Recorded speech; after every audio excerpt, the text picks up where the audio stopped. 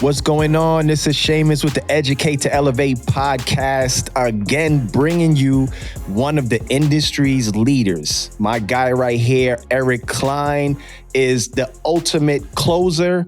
He hasn't even been in the space that long, and he's dominating. He's blazing his trail. And Eric, introduce yourself before we dive in quick. Tell them a little bit about you. What's going on? I appreciate you having me on, brother. I really do. Thank you so much. It's a pleasure to be able to chop it up with you. So my name is Eric Cline, right now based in Raleigh, North Carolina. Grew up right outside of Chicago, and I'm sure we'll get into my story. But listen, at 28 years old, I was heavily addicted to drugs from 13 to 28, and I was lost for most of my life. And at 28, made a decision to. It was really, I was facing death in the mirror. It was either death or change. And thank God I had like a spiritual awakening, and I was able to kick a 15-year drug habit. And I stand here today. I got a family I love more than anything. I'm happily married, got 2 kids. I've built multiple multi-million-dollar businesses. And, for the first time in my life, I am at the stage where I know there's a ton of people out there that were the 28-year-old Eric. And my goal and my obligation and duty is to help as many people just get a glimpse of hope and know that like second chances in life are real. We can start over whenever we want, but you got to be willing to make that decision. So I appreciate you having me on, bro. Yes, sir. It's a pleasure to have you. And we met for the first time at the mastermind, at the All In Mastermind, right? And we click right away. And it's funny because I know I've been in the industry for a while. Even though in 2020 and 2021 I had moved away from real estate, I still kept connections with the people. And when we sitting there at the breakfast, actually with Carlos having the breakfast, I'm like, man, this dude, he knows something. He has a story to tell. He got to put his story out there. So I'm glad to see. And you know what I like the most, bro, is I see your legacy unfolding. Like that's the most beautifulest thing, is to be able to see somebody move from point A to B, and you know what direction that they're going in. So it's been a pleasure to see you grow. You inspire me. I did the sales training. I recommend anybody that's watching it, if you want to close more deals, you got to do my guy's sales training. But yeah, it's good to see you. It's good to see you grow. Your family, everybody, your partner Tony, it's all good people, man. So I'm definitely glad to have you on there. So I know in most cases, like most podcasts, they go right into the business part, right? Yeah. And we discussed this prior. I like to talk more about your journey, because the end result people can see, and you know what they say, it takes 10 years to become an overnight success. They don't see the decade or the 2 decades of working. So tell the audience a little bit about your upbringing, like where you came up from, and some of the accomplishments, the struggles, and everything that you had. Yeah, I mean, up to 28, for me, it was a lot of, God, man, how to even put it? I don't want to say struggles or losses, but listen, I come from a family. I'm a middle child, divorced parents.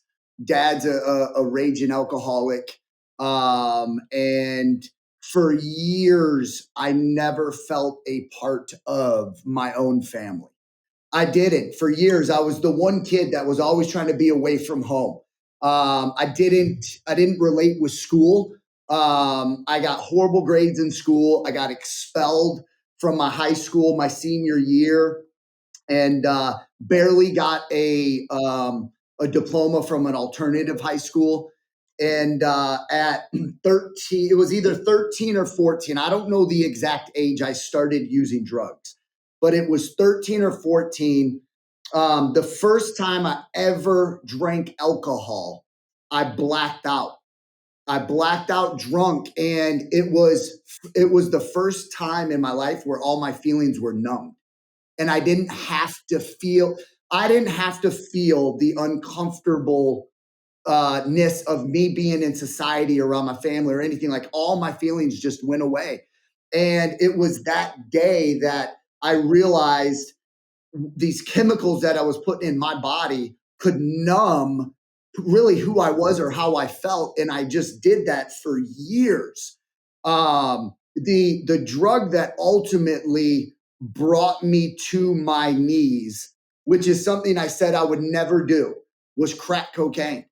And it started off with the booze, the weed, the coke, all that, and then ultimately, I was running the streets of Chicago, and I was a crackhead, man. And I can say that confidently today because my past, like, I would not change anything that I've been through because where I'm at today, like, I look back and it's one of those things where it's a motivator for me because I know just a couple wrong decisions and I could be right back there. Like, I could be right back at where I was. So all the way up until I was 28 years old, man, I was insecure. I had social anxiety. Today, I still can't read something from, like, when I've never read a book cover to cover. I've never done it. And it's like when I start reading something, by the time I get to the bottom of the page, I forgot what I read at the top of the page.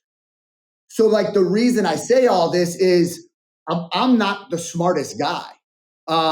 It's not like I'm book smart or anything like that. I got to hustle. Like, hey, if you're going to be a successful drug addict, man, you got to know how to hustle. So at 28 years old, and this is something I don't tell a lot. I tell the story about me being a drug addict and how I got clean, but the very last stretch of me using, I had been up for 8 days and I had not slept. And the dope man would come to the back door like clockwork. He knew me better than I knew myself. And he knew when it would be time to knock on the door saying, hey, did you want another one? And my last using, after 8 days, I heard helicopters. I heard the SWAT team show up. I heard dogs out barking. My mom and my brother and my dad and my girlfriend at the time, they came walking through the hallway. I was renting a room from some kids. I had no clue who they were. And the ambulance I could hear the stretcher. And the ambulance the paramedics was arguing with my mom and brother saying, we got to go in there and revive him. He's dead. My mom was out crying, saying, just leave him alone. And then the paramedics said, on 3, we're going to kick the door in and we're going to go in and we're going to save his life. Well, on 2, I kicked the door open and I was standing in a hallway by myself in my underwear. Nobody was there. I was hallucinating all of this. That made my hair stand up, brother. That made my hair stand up. The reason I say that is everybody's like, man, why'd you get clean? Like, how did you get clean? And for me, it couldn't have been more clear. It was either death or I do something different. I'm literally getting goosebumps right now, even talking about it, because I don't talk about it enough. So it was that day. I got it tattooed on my knuckles. It was August 9th, 2009 is the day that happened. And I haven't used a mood or mind altering substance since that day. And you know what's crazy? Just hearing you say that, that was God. That was God showing you. It couldn't have been more clear. That was God showing you. And I have a similar story. So, and I don't really talk about this a lot as well. Our oldest son, he's 28. He did 3.5 years in prison, right? 6 months before he got arrested, I kept having dreams of identifying him in the morgue. And I kept saying, like, why do I keep having this dream? But in the morgue, he didn't have any tattoos. And all I kept hear God say was, don't give up on him. Just don't give up on him. So he's visiting like 2 or 3 days before Thanksgiving. We're having a conversation. I'm like, man, I'm looking at your Instagram and everything. You're going to wind up getting into some trouble. Your friends are not built like that. You're going to wind up in jail. This was Saturday. Monday morning, I get a call from him, right? Correctional facility. And I'm like, oh, here we go. And the first thing he said to me, he's like, Dad, don't give up on me. The same thing I heard in a dream. And it clicked. I was like, that's it. God was talking to me and telling me about this situation. So that was, and I give all the praises to the Most High. God showed you that vision. Like, listen, Eric, this is where you're going to end up, or this is your chance right now to make the fork in the road and go in a different direction. And besides the fact that from that day on, you never use drugs again, that was the ultimate God, because he had a bigger purpose for you. Yeah, man. It just couldn't have been any more clear to me. Like every time, for years, brother, I tried getting clean for years, and it never worked. I would try to get clean to keep a job. I'd try and get clean to have my parents not kick me out of my house. I'd get clean for a relationship. I was trying to get clean for all of these outside things other than myself. And that day, it was to save my life, brother. And there was absolutely, without a shadow of a doubt, there was something greater than me that helped me that day. And from that day moving forward, it was like there's something bigger here for us. Yeah. Because that time, and at times, I felt this way before we had our first kid. I was a wild cowboy. I was out on the street hustling. I got kicked out of 7th grade with a firearm. They tried to send me to correctional facilities. And it was my wife getting pregnant, having our first son, that really gave me something to live for. Yeah, because I was like, hey, if I go to jail, I said, I'm a skinny dude. The first thing I'm gonna have to do when I go in there is stab somebody or put somebody under, and they'll be like, yo, leave the skinny guy alone. He don't have it all there.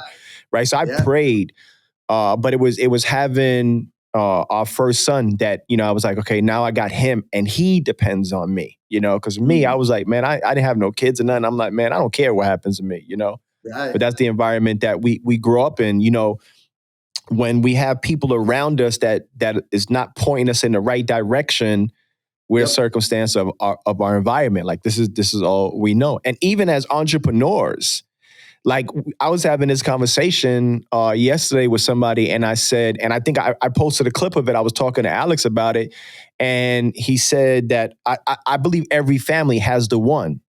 I call it the one. Right. And it's funny because I have a clothing line that I'm starting way before I heard Ed say something about the one, because I was always in my family. I was told you're the one that's going to change everything. And he says the one that's chosen is the person actually that chooses to be the one. Like, I'm going to take the responsibility on. I'm going to change the trajectory no matter what it takes to get there. So in your family, you're the one. What do you think? What drives you to stay consistent with, like, how they say you climb a mountain and then when we get to the top, we look up like there's a higher one. Keep going. What keeps you motivated and going? That's a good question, man. And as the years have went on, the answers changed. In the beginning, it was obviously to pay bills, right? To have some money in the bank. Then it was, I had a family, I wanted a home. Then my other business, the very first business I ever started, which I had only had a year and a half clean off of a serious drug run. The first business, I grew that within 9 years. I grew it from zero to doing over $34 million a year in sales. And so for me, it was in the very beginning, money was a major driving factor for me. I came from nothing. And when I got a taste of it, I'm a fucking addict, man. Right? I couldn't get enough. Like I got the first hit and I kept chasing the hit, right?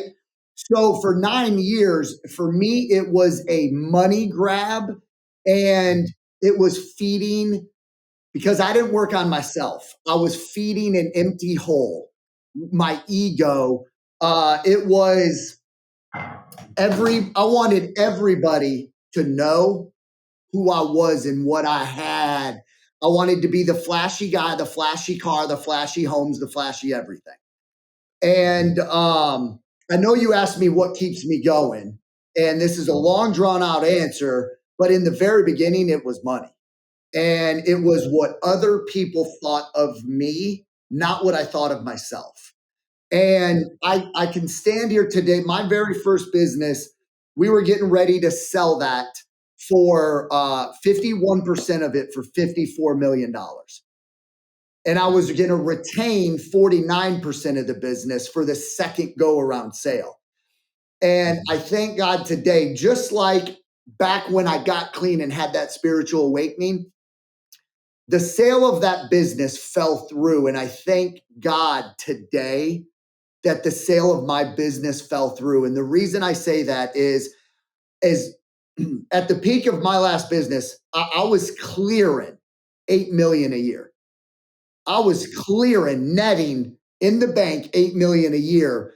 And I was the most miserable son of a bitch you could have possibly met when I was making that kind of money. It's because I came from using drugs to not understanding life and responsibilities and all this. And I started making money and I didn't work on myself at all.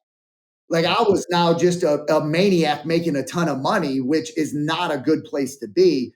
So when I say that to the business, the sale of that business fell through. I praise God that it happened, because if I would have gotten my hands on that kind of money 4 years ago, there's a really good chance I would, one, I know me and my wife would not be together. I wouldn't be around my kids. And there's a really, really good chance the state of mind that I was in at that time, I would have went back to using drugs. And I would not be here today talking to you, because if I would have went back to using drugs with that kind of money, there's a good chance the light would have been shut off for me. Yeah, 100%, 100%. Yeah. So today, what keeps me going? Listen, man, I don't hate to say it. I feel like the wholesaling space and the people that I've met within this industry has shined a light on something that I should also be doing myself. I could stop working today, Shamus, and I could move out in the middle of nowhere, right? In a small town, and I would be okay financially. I have money in the bank. But there is a much bigger purpose for me today. It's not about the money. For the first time in my life, I can honestly say it's not about the money, the status, or what anybody thinks of me. It's about being able to get on platforms like this and hoping one person that hears this message, I can help change the course of what their life's going to look like. It's the power of impact, man. And it was the event that you and I we were just at Freedom, right? We were just at Freedom, and it was, I think, it was Ed Milet talking about how his father had impacted so many people, and he didn't know, I don't know if it was worded this way, he didn't know if he was worthy enough to be going and helping people. And one of my biggest fears coming into this space when I started trying to help people out, it's like, man, is my message powerful enough to even help somebody?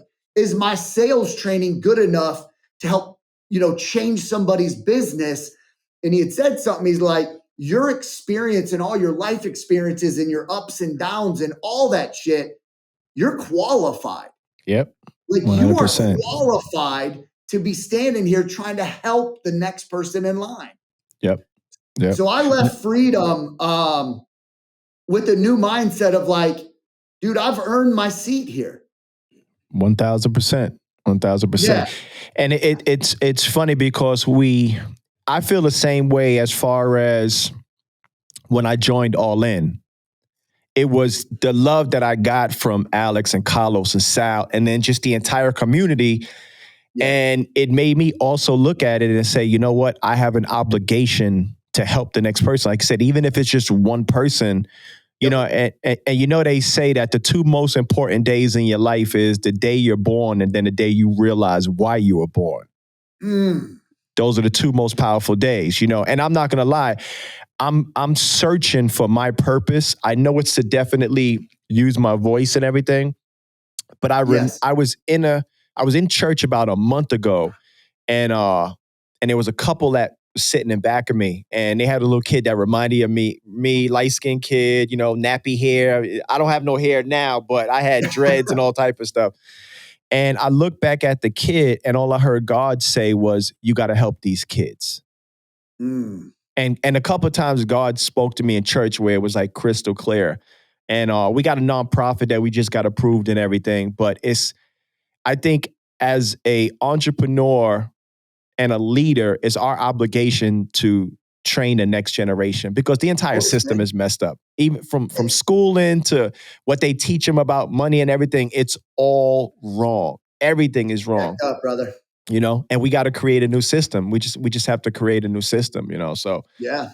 But your story definitely is super powerful. And like I said, we was talking about this, me and my AQM. I said, imagine if we got to see Steve Jobs document being in his garage. I'm like, I want to see that before I would even want to see what Apple looks like.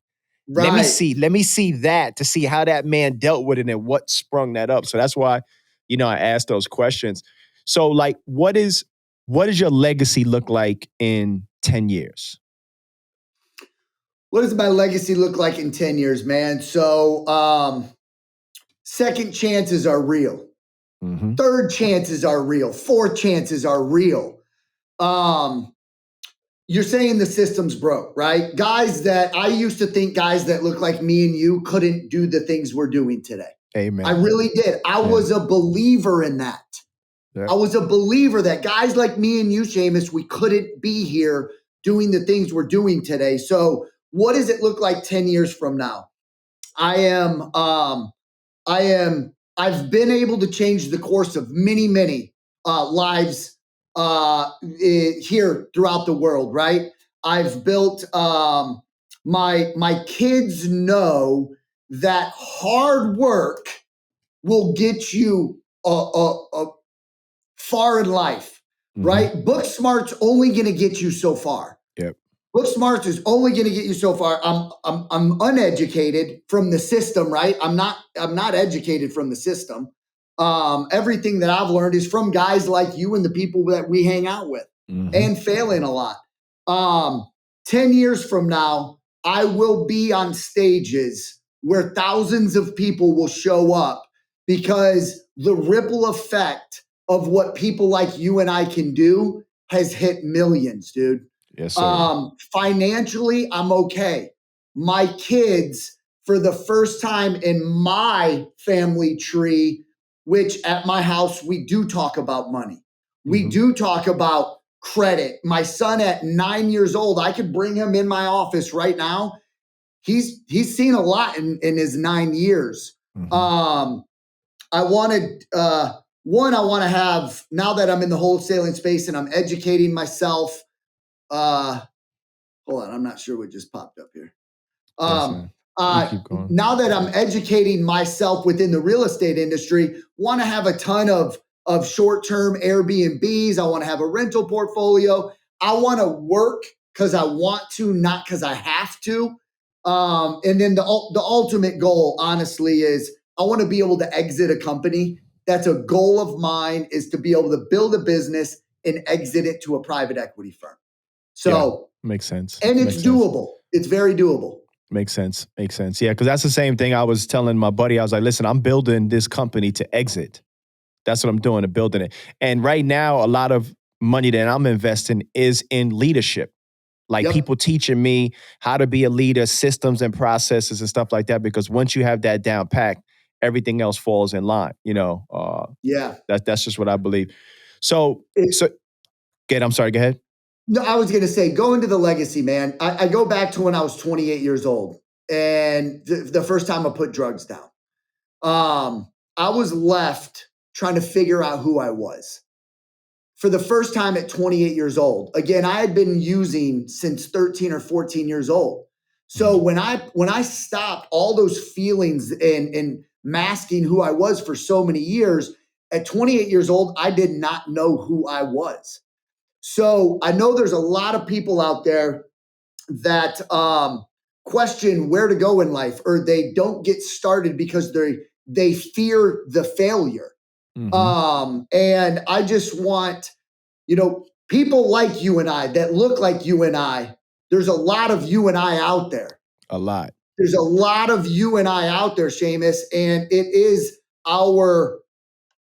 people like you and I are doing these people a disservice if we keep our mouth closed. Yep. 100%. Your story, my story, they're powerful stories. And it doesn't have anything to do with getting to making millions and millions of dollars a year. That's irrelevant. The people that are listening that need to hear our voice the most are the ones that can't even get started. Yep. The fear of failure. So a legacy is being able to cast a wide voice throughout people that look like you and I, man.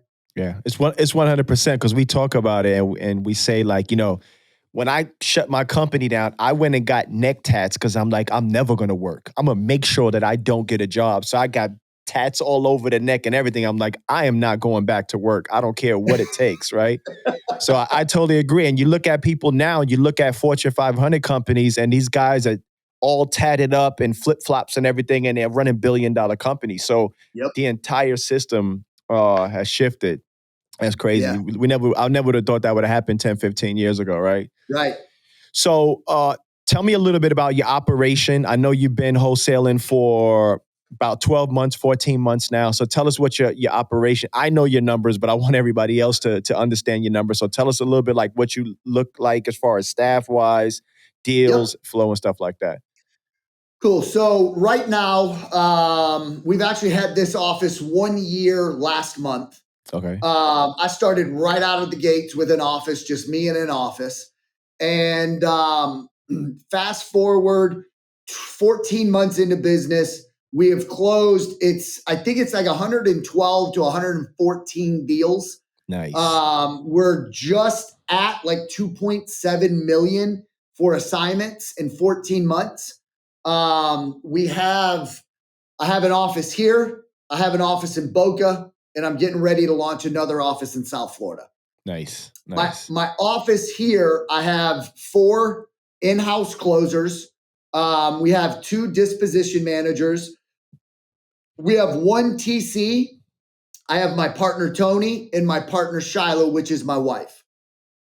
Yeah. Nice. We are doing on average between 25 to like 31 contracts a month.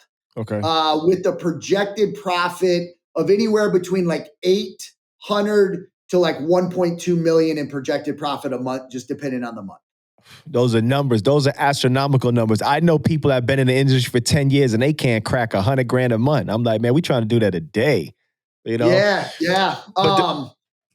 Go ahead. But the reason why you were able to come in and scale fast is because your experience from your last company, you got it up to 34 million. You was doing those numbers, and then you also knew what not to do this time around. Yeah. Right? Well, it was jumping into this space. It's sales and marketing. Exactly. Like I'm not a real estate investor. I don't have a portfolio. I'm not out flipping properties. Don't get me wrong. I've fell into a couple deals that I've acquired. We flipped one property, but I'm not a real estate investor. Yeah. I am 100% a virtual wholesaler where we know how to generate leads and I know how to lock them up. Mm-hmm. So when I came into this space, my last business, I had 100 people on the phones in my office locking deals up from 9 a.m. till 2:00 a.m. And we were pumping out between 600 and 650 contracts a month, doing $3 million a month. Nice. And the system that I used in that business, I brought here to the wholesaling space. Mm-hmm. Literally, it was insert another product or service and use the same systems. Yep. We was just having that conversation. I was up, I went to Tiffany High and Josh's event. And that's the first thing that he said. They was like, if you have a sales process, if the wholesale industry collapses, It doesn't make a difference. Just switch the product. It's the same system. And you can sell anything. Yep, you could sell anything. So we have to come back with technical difficulties because they don't want to hear greatness. So we're back. You can't stop us. We're like when we call the homeowners, man. It's going to be 50 calls before we get a yes or no. We're not stopping. Let's go. So let's talk about what's one myth in the wholesaling industry that you would like to just like debunk. You don't have to know shit about real estate to get into this space. Exactly. Like, you don't have to know anything. Because, brother, when I jumped in this space, I did not know anything. I'm still learning today. What's a cap rate? I've never, I'm as green as you get when it comes to the real estate. I bought a couple homes for me and my family, but my wife dealt with it. Like, I wasn't even a part of the process other than signing my name on something. Okay. So, like, anybody that is thinking about getting into real estate or wholesaling, because if you're thinking about getting into wholesaling, you don't need to know anything about real estate.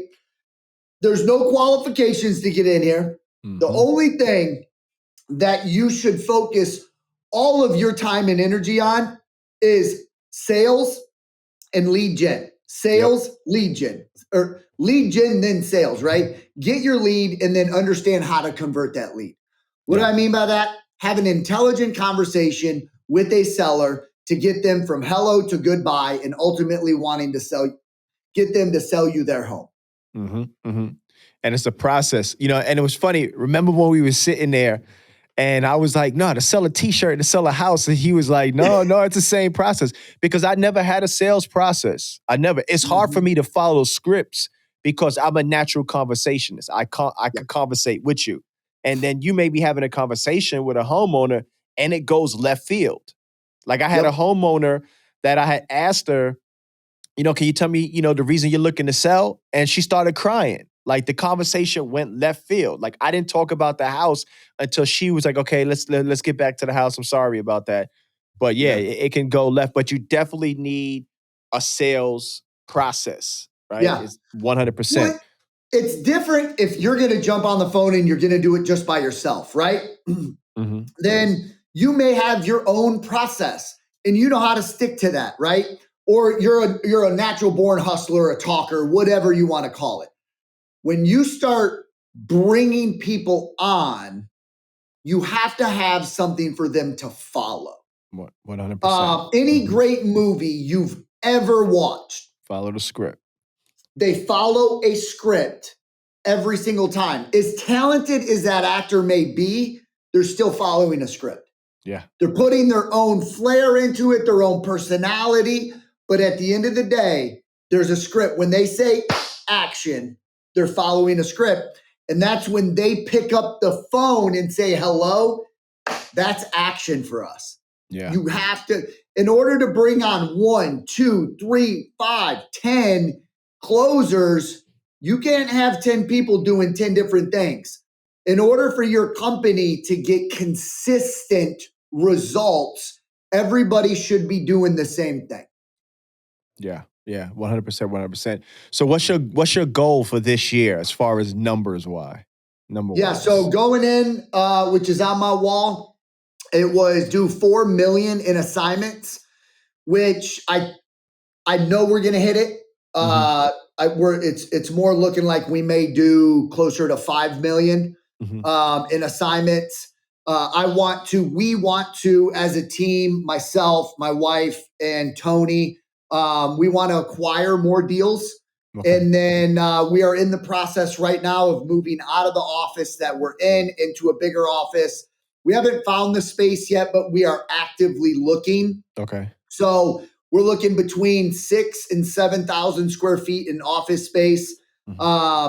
Ultimately, want to have 10 anywhere. I think we're getting room for 8 to have 8 in-house closers. And then, the goal is I want to do $1 million in a month, man. You got it. You'll get there because you move so fast. It's just a matter of putting the right people in the right seats, finding people that's going to stay with you over time. That was a conversation that I was just having with my buddy. I'm like, when you bring somebody in a company, you have to show them room for growth. Like they have to be able to know I can move up, I can keep going, because that's important about the company culture. So since you've been in the wholesaling space, what is some of your highlights? Like what's some moments that you was like, damn, I'm glad I got into here? For me, it was feeling like I was back doing what I do best. Okay. My last business, Shamus, I stayed in I had a partner, he did marketing. My other partner, which again was my wife, she did pretty much operations and fulfillment. And I ran the entire sales operation. I oversaw it all. Okay. And when that company shut down and there was about 14 months where I was struggling trying to find my way again in what business I was going to do. So when I got into wholesaling, within 30 days, I was like, y'all motherfuckers better watch out. I was like, I know what I'm doing here. So it was that, and my wife even saw it in me. She's like, holy shit, Eric, you got your spark back. I was getting up, couldn't wait to get to the office. Like, for me, this is not work. I thoroughly enjoy what I do. It's not work. Like, I used to, you hear people say, when you enjoy what you do, you'll never have to go to work again. Mm-hmm. I can honestly say I do not get up and like, fuck, I got to go to the office. Yeah. I love this stuff, man. And the day I lose that fire, I need to find something else to do. Yeah. So it was one of the aha moments was, holy shit, I'm back on the horse. I know what I'm doing here. And then another thing was, man, honestly, Carlos Reyes for me, brother, has been, I came from an industry where you did not talk to your competition. I had one mentor that I paid outside of here for years. I was paying Grant Cardone to do one-on-ones with me, and I was in tight with his crew. But it was a different relationship. Like, still respect the shit out of Grant Cardone. He's a man, the myth, the legend. The relationship that I've been able to get with Carlos Reyes, and for him almost blessing me, saying like, hey, brother, I want to see you succeed. I want to see you, like, for me, that was a good feeling because this is an established industry. There's already some players in the educational space. Mm-hmm. But I think what he saw in 12 months, it was like, brother, like, go do your thing. Yeah. And I agree to what Carlos and Alex and Sal, like they genuinely want to see you win. Like I came out of a mentorship, the first one, and they didn't want to see me win. Like I was getting the short end of the stick all the way around, but I was just so humbled to be like, listen, you're teaching me. Cool. I'm learning. I'm not getting monetary gain, but I'm learning. And then, getting around Carlos and them, I'm like, they really want to see you win. And plus, congratulations, because you got the 7-figure award at Freedom. Yeah, man. So that was powerful. It's definite, man. It's good when you have people in the industry. And I feel like our little community, just our elite community, we all share information. We want to see each other win. And I think that's extremely important. And like you said, it's always collaboration over competition. 1,000%. So that's a good feeling to be. And it's funny because my last company, I lost that spark. And I closed the company down at its peak, 7 figures, 60% profit margin, just purchased a factory. And I was like, I'm done. I'm like, I'm done. I don't want to do it no more. So I'm, and here, being back in real estate, I tried to get into real estate 5 times. No shit. And I kept getting, when I first moved to Georgia, I went to school for construction management. And then something was like, man, I don't want to swing no hammer. I'll pay somebody to do this, but I should have stayed in to understand the process of building a house from the ground up. Went to get my real estate license, and I was like, man, this is more law than anything. I barely can read. I'm like, this is not for me, right? And then we purchased some property in Decula here to rehab it. The contractors was a disaster, right? And then I got into a mentorship where I brought several deals to the table, didn't get paid. So it was 4 shots. I was like, that's it. This real estate thing ain't for me. And November, I was sitting in my home office and I got a whiteboard and I had everything on it. We're going to buy an 18-wheeler. We're going to do this. We're going to do that. And I stood up and I heard God say, 2 years ago, you asked me to be in a financial position that you're in right now for real estate, and you're doing everything but real estate. So I continued my walk. I told my wife, everything is going to be on hold for 6 months. And I actually reached out to Carlos and them, and they was doing momentum like a week later. And that was my spark to get it back, man. But I love the real estate space. And more importantly, I love the people that I became friends with and built relationships with. We all try to lift each other up as much as possible, Could not agree more with you on that, man. The camaraderie and the people in the community, I've never been a part of something like it before in my life. Like hand to God. And those guys have done a phenomenal job. Going back to Carlos, man, it's like, for me, what he's opened my eyes to, it ain't got nothing to do with business.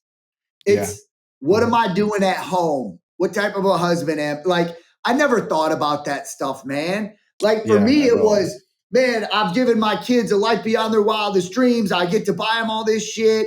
But it's like, man, what kind of a father am I? Yeah. What kind of father? Like, at the end of the day, my kid doesn't really matter what kind of shoes he's got on his feet. He does, but what kind of quality time am I giving to my son, my daughter, my wife? The line that they say all the time, and it rings true, is don't give them the rest of you, give them the best of you. The best of you. Yeah, it's 100%. But I think we all go down that journey when we get to a point and we have to start to realize the things that are extremely important to us. Yeah. The irreplaceable things that we overlook every day. The fact that we woke up this morning, we woke up next to the love of our life, we got healthy kids. But as entrepreneurs, we're out here worrying about, can we get this? Can we get that done? Can we get that done? And the family just sits there and just takes what we give them. Yeah. Right. And I say it all the time, like, when you're on your deathbed, none of that is going to matter. It's going to be the people that you have around you that are there for you. I was watching something yesterday, and it was talking about a board of advisors. And it might have been Carlos, and he was saying all of his board of it was on the Biden video on the webinar, and he was saying, when you build your board of directors, you want to put people on there that are not going to benefit from you, like, profit wise, and they're not going to lose nothing if you stop doing what you do. Those are people that have genuine love for you, and they want to see you win, and they're going to be there. So I know you and Shyla been together for a long period of time. Me and my wife been together 34 years. Wow. And I know, for a woman, I know that I was an asshole since I was a teenager, right? I know. So she definitely tamed me. But talk about how important it is to have a ride or die chick. Because the last time we lost everything, the words that came out my wife's mouth was, she said, if you sleep in a van, she said, I sleep in a van. It doesn't make a difference. That gave me, like, okay, let me get back on my feet, and we're full blaze ahead. So talk a little bit about that. So I say this all the time. Anybody that's ever heard me open my mouth in front of a crowd, she's my biggest cheerleader, man. She's my confidence when my confidence goes away. Amen. And my wife, I was 3 days getting ready to get out of a treatment center. My wife at the time she had 4 years clean. I was in a treatment center being bussed to NA meetings, no license, no job. Nothing, bro. 135 pounds, skinny as I was a crackhead, still coming off the mental obsession of wanting to do it. And 3 days before I get out, I meet her at a meeting, And she walked into this room. Her and I started talking, man. And the day I got out, she came and picked me up. And I literally had $8 to my name. She brought me to a Starbucks. And I spent the $8 I had on buying her and I a coffee. I was then broke. And she has been with me since the day I got out of treatment. I didn't have shit, bro. And my very first dude, she was bringing me to interviews. She was, when I couldn't get hired because of all my tattoos, no one would hire me. She's the one that was buying me like tattoo covers, so I could get a job. And so she's seen me at our lowest or my lowest. When her and I together, any business I've ever been a part of, she's been right by my side. I don't think I would ever start a business without her, because she knows me better than anybody. And I'm the type of dude that when I get going, I will run into a wall without even knowing it. So she helps like kind of steer me in the direction that we need to go. I have an idea. And like I'm like, let's do it now. She'll be like, "Fuck, Eric, why'd you just say that? We ain't ready for this." She always makes it happen, though. Yeah. So she's man, it's an amazing feeling to be able to walk through life, business, and everything with the person that you love, right? Amen. But there's days where it's not the easiest. They do come. Absolutely, it's going to come. Like we have people reach out to us right now and they're like, "Hey man, how do you and your wife do it?" I was like, it ain't easy, but we've been doing it for 12 years. Yeah. And it's funny, like one thing with me is exactly what you said. If something goes wrong at work, you take it in the car and you take it home. Then you get home and you're upset at each other. So what we try to do is when we get out of the office, we're like, no more business. Let's stop talking about anything. And me and my wife's relationship always been, I'm not a confrontation. Like, I'm not gonna argue with you. I'm gonna let you sit there and talk and yell and everything. And then I'm like, I'm gonna be back. I'm gonna go take a stroll, go take a walk in the park, calm down and come back. But yeah, it's funny. And it's like you said, it's great to have somebody that you can walk along the path with you, you know? And then ultimately, like you said, she's your biggest fan. Cause even sometimes I do things and she was like, why would you say that? You can do that. You can do that. And I'm an optimist all the way. Like the only thing I probably can't do is fly. Everything else, and if I'll figure that out, you know? Right. She's like, "Oh, you can do this. You can do it." And I'm just like, I think it's because we always setting new goals and everything, so we keep pushing. Go ahead. You gonna say something? No, I'm good, man. What's some advice you would give to somebody trying to get started in real estate? Some advice is listed. This ain't gonna be easy. It ain't gonna be easy. If you ain't got your mind right, more than likely it ain't gonna work out for you. Yep. Anybody can do this. I am nobody special. Shamus is nobody special. We're both in the same thing, doing this, and we're doing it at scale.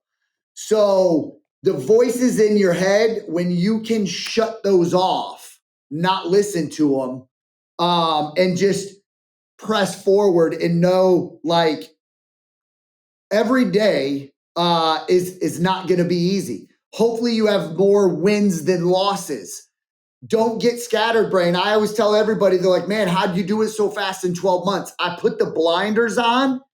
I didn't focus on anything other than what was in front of me and my goal." If you are getting into this, only focus on sales and marketing. Like, don't get this. Stay off of the social media. Like, as crazy as that sounds, don't pay attention to what you're seeing, because you're seeing years of work, and half the shit is fake anyways. Amen. Half the shit is fake. But every day is not going to be easy. When you get a deal, put the money back into the business. 1,000%. Reach out to, like, get on change people, places, and things, because there's a good chance your circle right now, as long as you stay on the path, isn't going to be your circle for long. It changes fast. You know, so there's no qualifications for this. You're qualified. If you're listening and you're thinking about doing it, you're qualified to do this. Yep. But just keep pressing forward, man. Don't quit before the miracle happens. It's and no one ever knows when that time is going to come. It's the story about the guys digging for the gold. They gave up, walked away. The people that came, you know, whatever, they just went an inch to the right and hit gold. They hit the gold. Yeah. There was times where I have felt like giving up. I still sometimes today feel like giving up. Yeah. I don't feel like there's days, you know, I say I don't have to work anymore, but that doesn't mean I don't have bad days. Yeah. There's some days I don't say, you know, I don't get the fuck it's and just want to throw my hands up in the air and walk out of my office.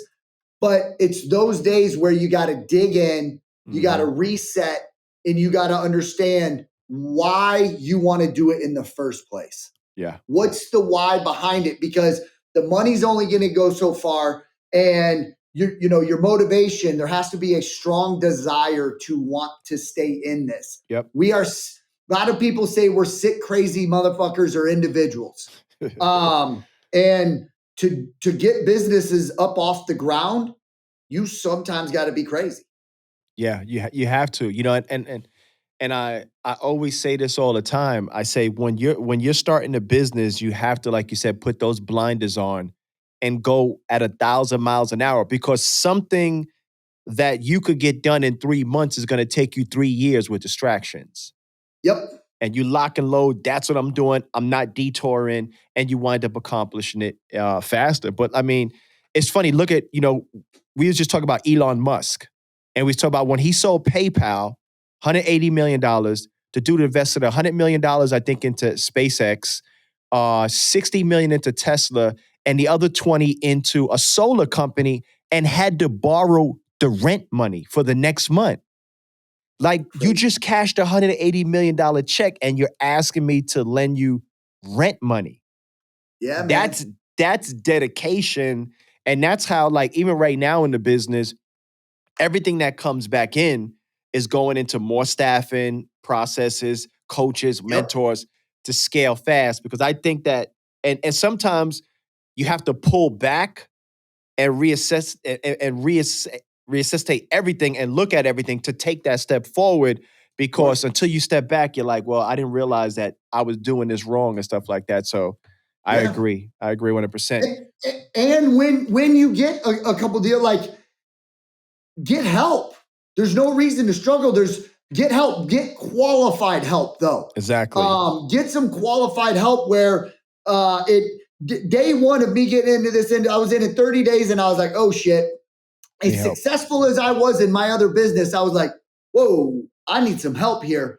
Boom, 80 grand, one pop paid to the all-in boys. Best 80 grand. Listen, I paid them 80 grand. 12 months later, we're over $2.5 million. Well worth it. Well worth it. I mean, that's a solid return. Yes, sir. Yes, sir. So tell the audience a little bit about your sales process and what programs you got coming up, and then tell them where they can reach you on social media and everything if they're trying to reach out to you. Yep. So I bring my 12, almost 13 years of experience of selling. 100% of my sales have been over the telephone. I've never done face-to-face sales. I've ran a massive company. So I have a sales process that I have been using for 12 years, that it is my process, my wins, my losses, tweaking it over the years. And I do a 6-week sales training that dives deep into a sales process that is duplicatable, scalable, and trackable. I'm talking mindset to KPIs, to setting goals, to the value of a lead, to a 5-step sales formula that will absolutely structure a conversation for you and the seller. We talk about negotiating, objections, complaints versus objections. I mean, everything from soup to nuts. It's what our team implements. It's the reason we get the numbers that we get. So I do one every 7 weeks. It's a 6-week course, but I take a week off just to give myself a break. If you want to or are interested in hearing about that, you can reach out to me on Instagram, which is the Eric Cline, TheEricCline.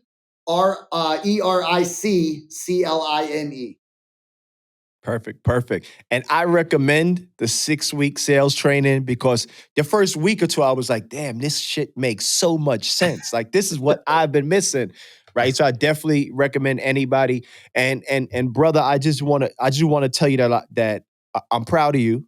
I'm proud of you because your story is you have a testimony, and people need to hear that testimony because there's a lot of people that are in your position where you was at 24, 25, 28, and they don't have no hope. Like, nobody is giving them no hope. So they may listen to this and be like, damn, look what Eric did and came. And then for everybody in the wholesaling industry that thinks it's hard to make $500,000 or $1 million, this man is up to that in 12 months, 14 months. Yeah. Like, when you read the numbers, I'm like, damn, what is he doing? You know, like, I need to to check in. Head down, blinders on. That's all. Well, I appreciate you for taking the time. I know you're busy, man. I thank you for everything. Many blessings. I think we'll see each other again probably in a couple of months out at All In.